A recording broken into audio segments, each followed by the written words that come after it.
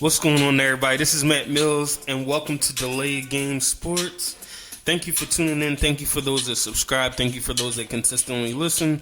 Thank you for your comments. Thank you for all of your support.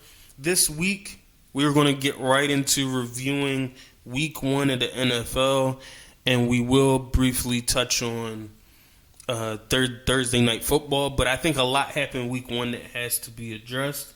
So without going any further, please remember to subscribe. Please remember to hit the notification bell. Make sure you continue to support everything that we do. And we're going to try to get through all of Week 1 without holding you too long. So we did have a lot of games, and some of them we will speak more in detail with. But we are going to address some of the scores that happened. Of course, the Saints came back and beat the Falcons 27-26. And shout out to the Saints. I think both teams play hard. Both teams looked well. I'm glad that Jameis Winston is healthy and back to playing good football. I'm a little shocked at the performance of Alvin Kamara, but they did say something about an injury. But I think that the Saints-Tampa Bay matchup is going to be great. Just to jump ahead a little bit about how I feel about Tampa Bay. But regardless, this was a good game. I had Cordero Patterson on my fantasy team, so I was super excited that he actually was used. We'll see how the offense looks going forward with all the injuries at the running back position, how consistent Marcus Mariota can be. I think that's something that time will tell about. The Browns were able to beat the Panthers, which is surprising because given who their quarterback is for the Browns, I didn't think they would win a game. But I truly think the Panthers let one get away. Hopefully we'll have to keep an eye on things to see how Christian McCaffrey is used going forward. And just to see who's the wide receiver one, because Robbie Anderson got a lot of receptions, and DJ Moore didn't really dominate the way we thought he would have. So it'll be interesting to see how this offense is moving forward, how competitive and consistent they can be. Can Baker Mayfield take the next step and be consistent and effective in this offense?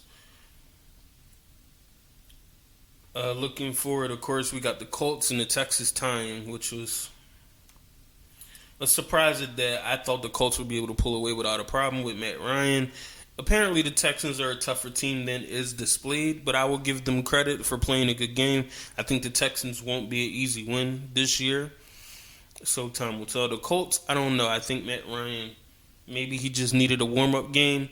I do want to give a brief caveat that I think a lot of these games this week were very sloppy, that the teams came out very rusty, and it just seemed like they needed some time to get their legs under them. So maybe this is part of it, and time will tell, given week 2 or week 3, if they could shake the cobwebs off, get adjusted to the new teams. Because I think if you watch most of the games across the board, there was a struggle. There was some rusty play and just sloppy play across week 1. The Patriots did lose to the Dolphins 20-7.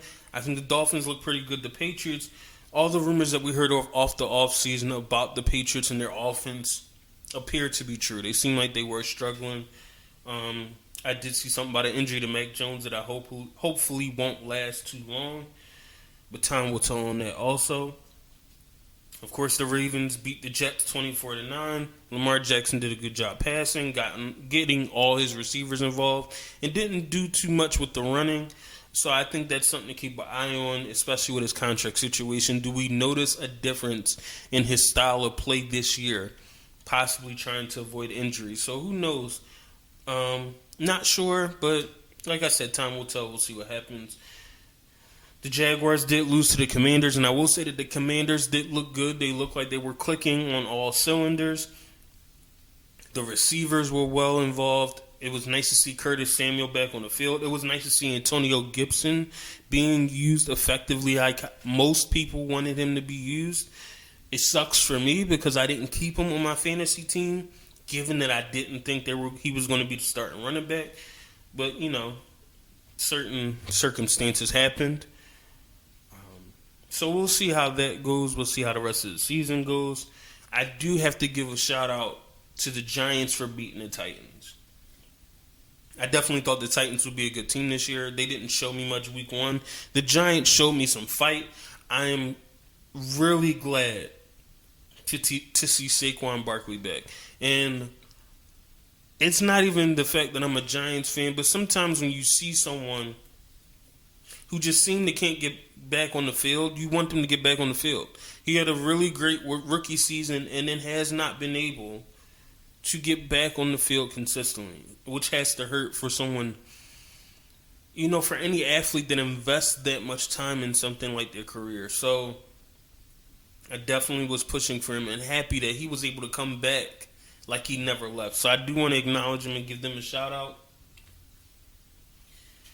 I do want to shout out this shootout, the Raiders versus the Chargers. Devontae Adams and his targets and his production was crazy. So I'm glad the Chargers were able to win the game. The Raiders always play hard, and I think they will be tougher competition given the level of talent that they have. But they do need to learn how to close games. I think that's going to be the biggest thing we've seen from these Raiders. I think they were able to close some games last year, but for them to be as competitive as they desire, they need to take that next step to do so. Next up, we got the Chiefs versus the Cardinals, which the Chiefs won 44-21, and I am truly disappointed in the Cardinals because I anticipated them to be a better team this year, and I don't feel like they are, given from what I saw. So they just played rough. Now, you could say it's because DeAndre's out, maybe, but Kyler Murray did not look good.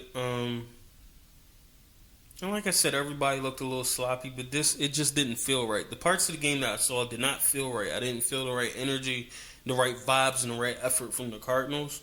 Time will tell, and it's not the time for them not to be able to put things together because they are known for falling apart late, which I heard an announcer make that joke that the Cardinals can't afford to lose games early because of how they fall apart. So that definitely is funny, but I don't know. I expected a fun shootout, and somehow they got blown out. So I don't know how I feel about it. I guess we'll see what happens. We have the 49ers and the Bears, which I would say is a mess of a game. And I'm going to lead this by saying we need to give Trey Lance a break. This is probably the second game I think Trey Lance started, and it was in a very messy game in which one of the best tight ends, George Kittle, did not play, and then he lost Elijah Mitchell. Now, I'm not saying he played great. I'm saying he played okay. And this is coming from a person that's biased because he's on my fantasy team. So I have a reason to be harsh. I think he played okay. I think he was in a rough situation. I think he was in a messy situation. And you can say, well, Justin Fields played great. Justin Fields also started a whole season. So I don't think it's a fair comparison. I think that we should give Trey Lance, we should afford him a little more time. Give him some games to get comfortable with the actual game without having to deal with that type of extreme element that occurred on Sunday. I think he deserves not a pass, but I just give him some space to grow. The game was, in the parts I saw, was very entertaining. I was frustrated Cole Kmet was not involved in the offense, what I don't understand, because he was a popular target for him last year. So for him to not to have any catches was weird. Darnell Mooney didn't even have a great game. So it definitely was a game for the others. So take what you will from that. But it was an entertaining game. I think both teams played hard. I'm glad Justin Fields started off on a positive note because I also think he gets a lot of heat. So I was glad that he was able to get a nice win under his belt moving forward, and I hope that he can carry the momentum. We do have to talk about also the Vikings versus the Packers game. Great times. If anybody who consistently watches me and follows me knows that I've been preaching Justin Jefferson for a minute. If you're a fantasy football player, you need to go all in on Justin Jefferson. I have been saying we're looking for the next Cooper Kupp, where I just want Justin Jefferson. Justin Jefferson has been dominant the first 2 years of his career, and I don't think this year is going to be any different, especially since they're implementing a version of the Rams offense. I think Justin Jefferson will dominate. And come to find out, week 1, he decided to dominate. He decided to validate everything that I have been saying to people about this man. He went off. It wasn't even fair what he did to the Packers. The Packers couldn't get it together. The wide receivers who were young, some of them didn't even show up. Sammy Watkins isn't young by any stretch of the word, but he did not show up. And I'm not going to say why is he still in the league. He didn't show up. We did see some participation from A.J. Dillon. Aaron Jones didn't even have the greatest game. On the Vikings side, we do have Dalvin Cook. He did make it to 90 yards. And he had 18 yards receiving. That's not bad at all. But the highlight of this game is the person I've been telling everybody about, Justin Jefferson, with 9 receptions, 184 yards, 2 touchdowns off of 11 targets. I have been preaching that I think this is going to be the year Justin Jefferson dominates. And people, for some reason, might have jumped on the bandwagon. But, I've talked to some people in the fantasy community. It was like, all right, I get it. He's not the one I'm going for. If this week 1 wasn't any sign to you about how he's going to be utilized, I don't know what to tell you. I think Justin Jefferson possibly can become the offensive player of the year. MVP might be a stretch. But I think he could be the offensive player of the year. I think that he will dominate at his position, and I think it'll be a coming out party for a player that's already had 2 great seasons in the league. He's going to have a coming out party. So I just had to give that Bruce spiel and just pat myself on the back that Justin Jefferson came out with a bang. I do have to, mention a little local news. Got mentioned the Eagles versus the Lions. They almost gave the game away, but I'm glad the Eagles were able to win. I think they showcased a lot of talent, and shout out to Jalen Hurts. I heard a lot of people trying to say he didn't have a passing touchdown. What kind of quarterback? Hey, he played a good game. I don't think he didn't really have any turnovers. He passed the ball well because A.J. Brown had an amazing game. So I don't want to hear he's an unorthodox player. We've embraced that. He played a great game. The running game was on point. A.J. Brown was getting comfortable. Now, I don't like the fact that Devonta Smith didn't have any catches. And I think he's too talented not to be more involved in the offense. And I hope that's something going forward that they will try to get him integrated quickly. If anything, you might need to get him going before you get A.J. Brown going, to be honest. Maybe just the first out of the first drive, just get him a nice screen pass to get him going. Like I don't think it should be an afterthought. I think he should be involved pretty quickly. But outside of that, the defense could be a little concerning, but we'll see what happens. That's why I said week 1 was interesting, because I think the Lions are actually a better team than people gave them credit for. My brother-in-law has been preaching that. I think they're pretty good, but he's been preaching how good they are. So time will tell if the Eagles' defense is that bad in the sense of letting them back in it, where they paying a lot of prevent. I think week 2 will be very helpful to show us what we're actually getting from both of those teams. But I like the new look Eagles offense, and I'm going to stick with the positives. The Lions offense will remain to be seen in the sense of DeAndre Swift might be hurt. They're talking about Williams getting, possibly more carries in and signed a running back off the practice squad. So it's the running back room. I'm not super concerned about the wide receivers. I think once they get their rookie Williams back, it might complicate things, but I think it can't do anything but add a strength. The running back position, I think, is the one that's going to be interesting to see what happens. So it's something you should keep an eye on for week 2. And before we go any further, I know I didn't talk about Thursday night, and I kind of wanted to save a few of these games for last. So, the Rams got destroyed Thursday night. It wasn't even close. It wasn't even fair. I'm not going to sugarcoat it. They got destroyed. It was embarrassing. Outside of Cooper Kupp, there are not many people that can be proud of that game. That's how bad it was. The Bills came out like the champs should have. The Bills came out hungry. The Bills came out ready. The Bills wanted to make a statement that, hey, we coming for the chip this year. We wanted it last year. It didn't work out. We're coming for it this year. So, to me, they came out like they were ready to play this year.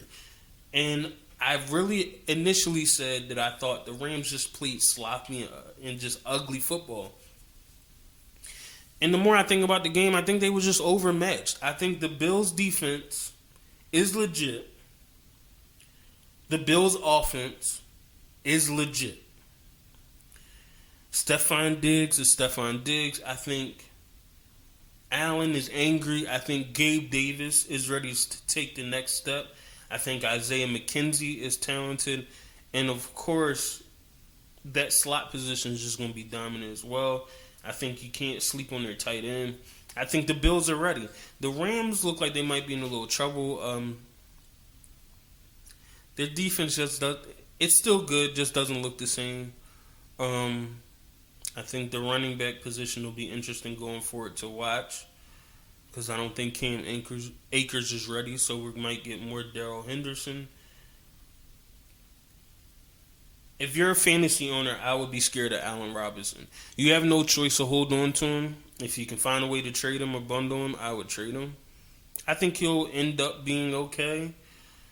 You don't want to risk the weight, because from what I saw, it's not even the fact that Allen Robinson was just having a bad game. He wasn't included in the game.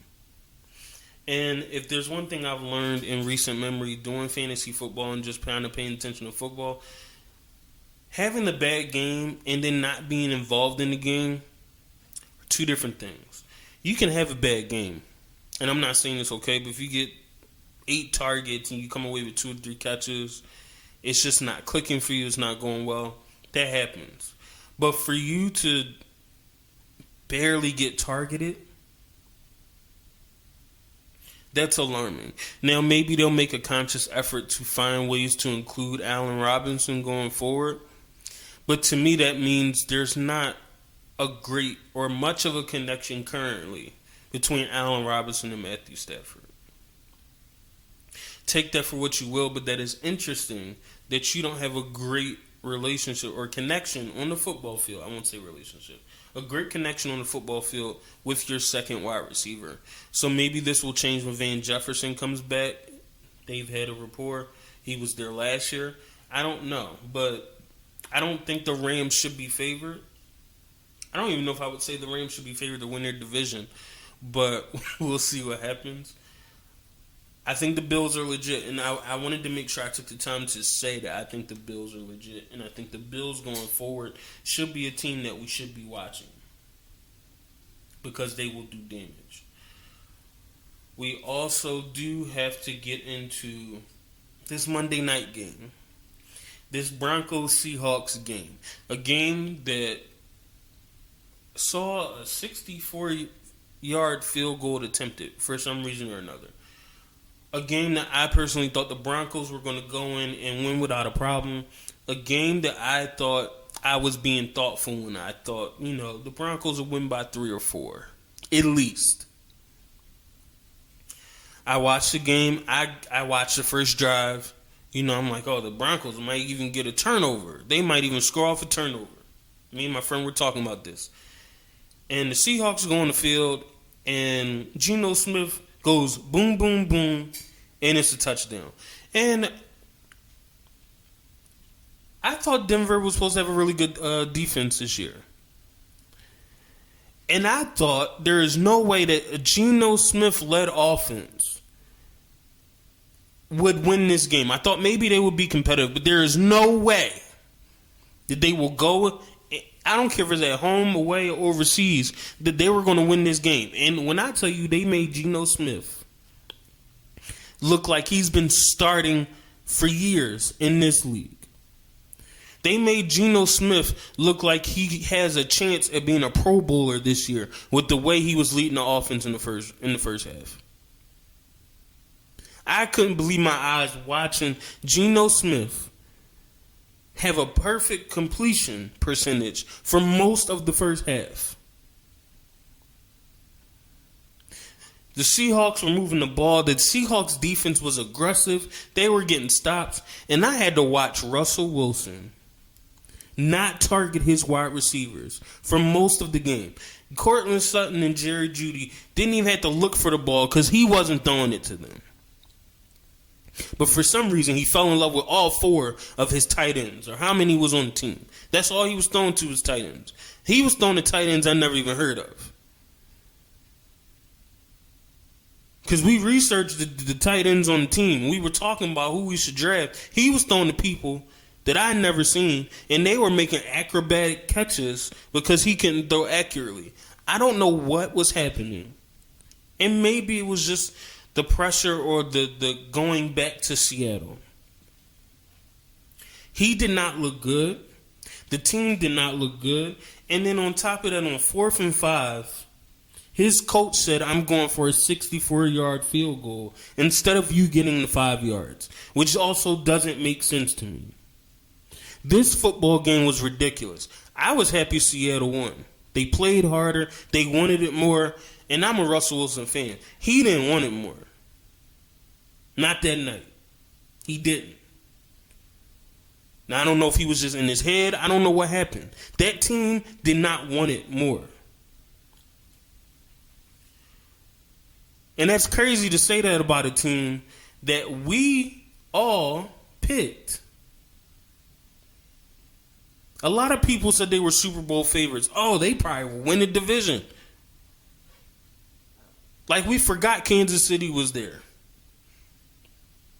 Like we forgot the LA Chargers was there. This team need time. They need to play together a little more. I gotta see something else before I say that about them.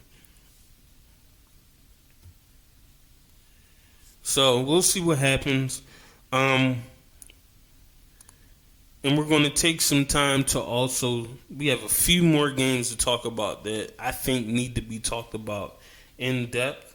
I think that, by the way, just to jump ahead a little bit, this Thursday night game will probably be really good and be a shootout. We will talk about that more. But stay tuned for the Chiefs versus Chargers game. I think that's going to be an exciting game.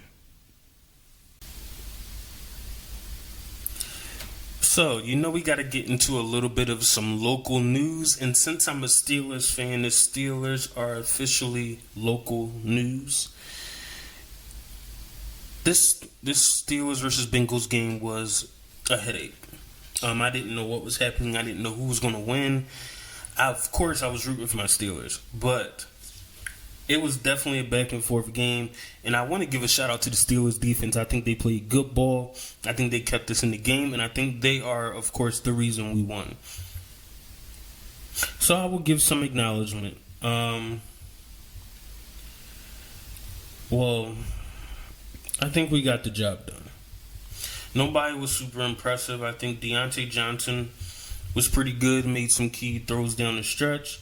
I think that Pat Freiermuth, we've established now that that's Mitchell Trubisky's favorite target. 5 receptions for 75 yards, and I think he went to him twice on some key plays down the stretch. So I think we've established who his favorite is, or the one he trusts.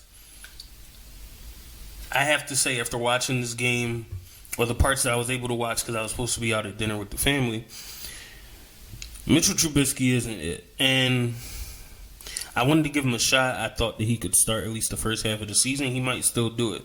But from what I saw from him, I think there's a very low ceiling that we can go with him. Now, granted, I know the offensive line isn't the best, but with the talent that he's surrounded by, I just thought he would be a little better. I saw some plays that he just looked like he wasn't that guy. Some of the throws he was doing, I just wasn't sure.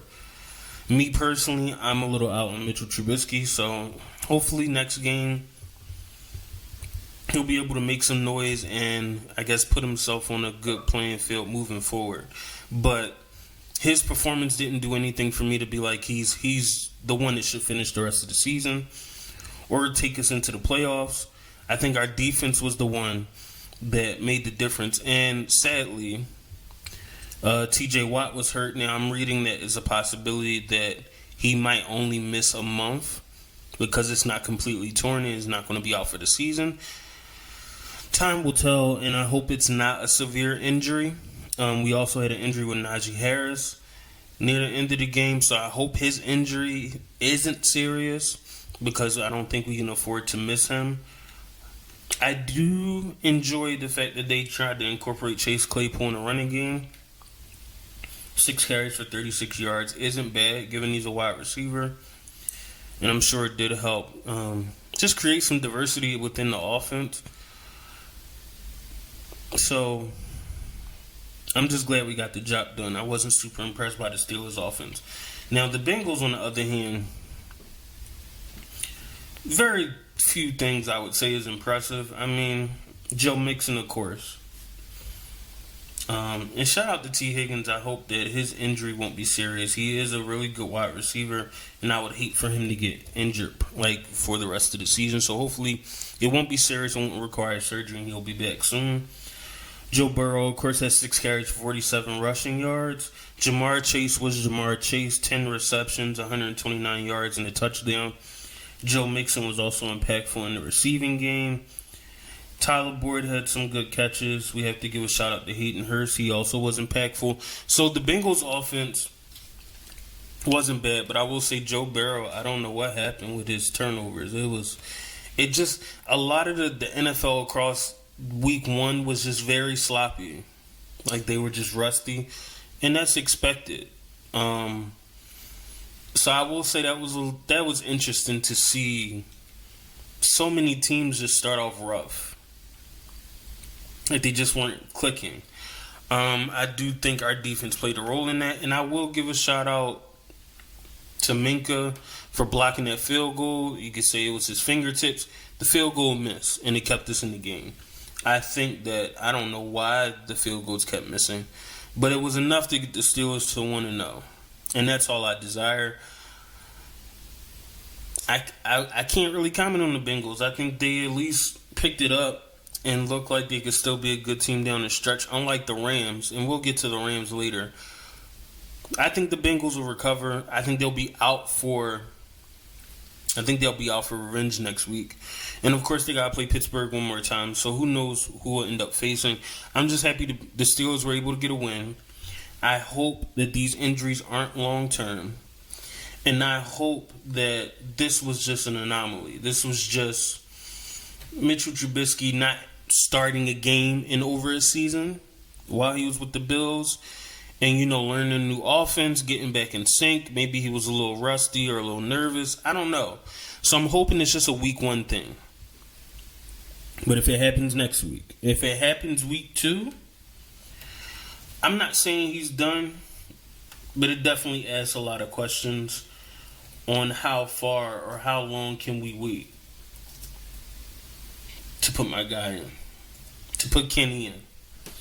And I mean, we do have a matchup, luckily with the Patriots next week, and the Patriots didn't look that great.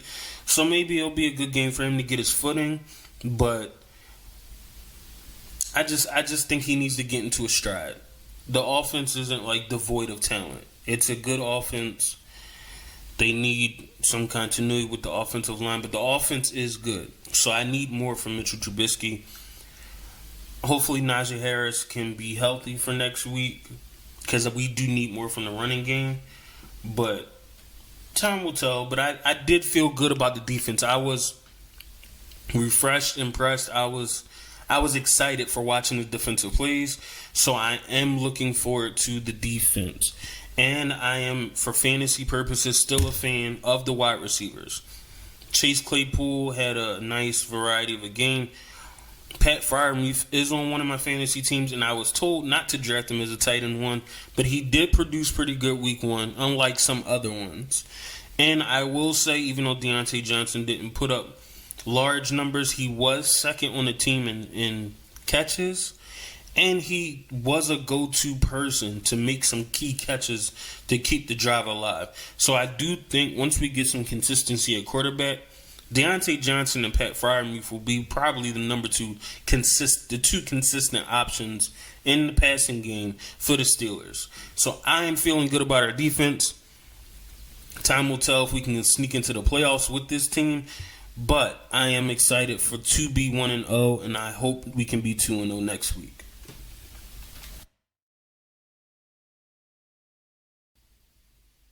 So, everyone, we are going to talk about our Sunday night game, which was supposed to be a shootout between the Bucs and the Cowboys, but that is not what we got.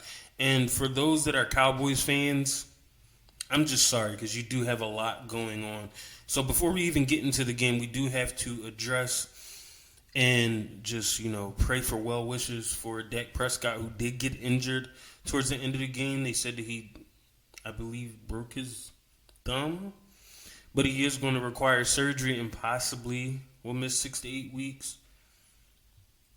That's a rough break for him outside of this because he has been struggling with injuries for the last few years. So that's not something you do want to see. So I do hope he is able to recover and get back on the field and be as successful as possible. As we look at this game and get into this game, I watched it, and it was a very ugly game. Very ugly game.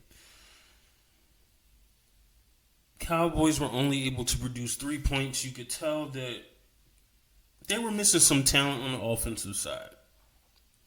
They had CD covered, double and triple covered, because they knew there wasn't any other wide receiver options. You saw some Dalton Schultz presence, but for the most part, it was pretty rough on the receiving. And Noah Brown was their leading receiver in yards, and Dalton Schultz was the leading. He led in receptions with 7. CeeDee Lamb had a rough game. Surprisingly, Tony Pollard wasn't even a huge factor in the game with his touches. Part of it might be his issues with pass protection, but we'll see. There's not much positive things to say about Dallas on the offensive side of the ball unless you want to say it's nice that Noah Brown got some love and that Dalton Schultz played well. I will point out, as an Ezekiel Elliott fantasy owner, I was happy to see that he was running well. He had 10 carries for 52 yards, which is pretty good average. I do think Dallas got away from the run kind of quick, especially when the game was manageable. I believe it was like 9-3, pushing towards halftime. So to me, you still had a little room to run the ball, given what's going on with the passing game. But for some reason, they did it. I will give their defense credit. Because Micah Parsons made some good stops in the red zone multiple times. So I think that their defense played well enough to keep them in the game, but Dallas was not able to capitalize. Because it ended 19-3, but Dallas had many opportunities. The game was on a platter for them to take, and they just couldn't take it. Tampa Bay didn't even score a touchdown until the third quarter. So it was definitely manageable for a minute. And I think even when they scored, I don't think it struck fear into anyone's hearts that Dallas couldn't come back. It just seemed like they couldn't get it clicking. The Tampa Bay offense, I will say, I think they found a way to win. Leonard Fournette was running like a man possessed, so I will give him a lot of credit for this game. I will even give the receivers credit. I think Mike Evans did well. I think Julio Jones did well. I am sorry about Chris Godwin tweaking, I believe, his hamstring. But for a good amount of the game, he even looked good. I will say Brady did not look the same. And I will say maybe some of it's age. I don't know what's going on, but I will say also he was under a lot of duress. His offensive line was not as strong as it has been in the past on Tampa Bay, and I think it was obvious. I think he looked a little rattled. He looked a little uncomfortable, but he also, I think, regathered his composure enough to win the game. Did I see enough from Tampa Bay to even believe that they're contenders this year? I think they will always be. They're very talented, and I think they play hard, and they'll be in it. But I don't think they're the favorite after this performance, because I think they were slightly exposed in reference to the issues with their offensive line. I think the defense is still good. I think the receivers, I think the tight ends, I think they're talented, but that offensive line is definitely going to be a problem when they start facing some of these other defenses and pass rushers in the league. And a lot of these teams that poured money into their pass rush. Tampa Bay is going to have a lot of problems with this. So I don't want to be mean. I think we can write off Dallas. I didn't see them going that far anyway. I thought maybe they would make the playoffs. I definitely didn't pick them to win the division. So you could take that for what it is. But if we're going to be honest, if Dak is truly out 6 to 8 weeks, he might try to come back earlier. I hope he doesn't force it.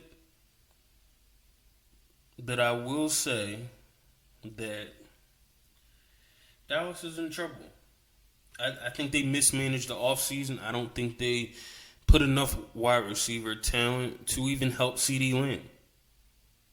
I think they put him in a rough spot. And he is a number one, and there's no excuses for that. But if I'm managing a team, you can't roll out that set of wide receivers on that field and expect to be successful. But time will tell what we'll see from Dallas and from the Bucs. But I'm not impressed by either. I'm not impressed by either one of these teams. So we'll see if they get the ball rolling later on in the season.